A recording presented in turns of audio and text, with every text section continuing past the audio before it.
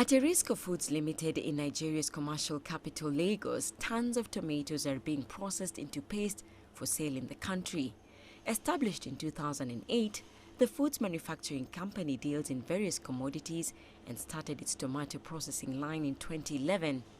Erisco is among the few companies that manufacture tomato paste in Nigeria, where they've had to compete with cheap imported brands which have saturated the market for years. Poor transport infrastructure, cheap imports and reliable power supply are some of the major obstacles in the way of investors. As a matter of fact, we have markets because of our eating culture, because of our traditional eating system.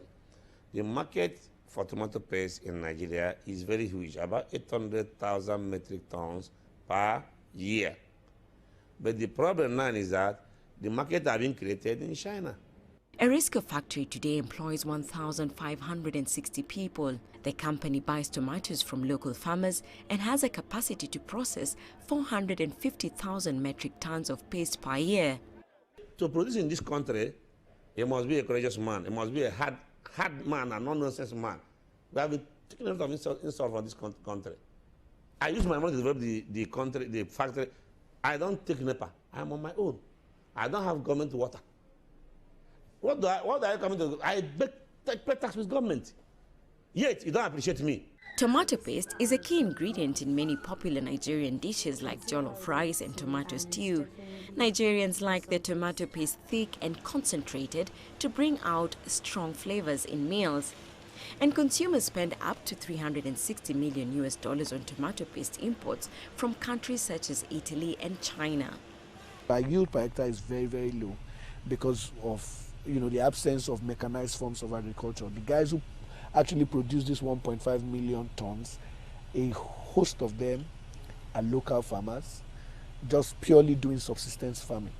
Now imagine if we can deploy some form of mechanized agriculture, improve our yields per hectare, improve our storage facilities so that these raw materials can be stored in such a way that they don't get bad and there's access to markets, so that industry, some form of value chain approach can actually make use of this local tomato. Nigeria will make so much money. We spend in the range of $400 to $500 million annually, just purely importing tomato paste and puree. It is a sad affair because we've got local capacity to actually produce it. The inability of farmers to feed a nation of 170 million people has led to an increasing reliance on imported food in Nigeria. Last year, the government effectively banned the import of almost 700 goods to prevent a currency collapse and encourage local manufacturing. But analysts say many items listed are not available in Nigeria in sufficient volumes. Susan Mongeli, CCTV.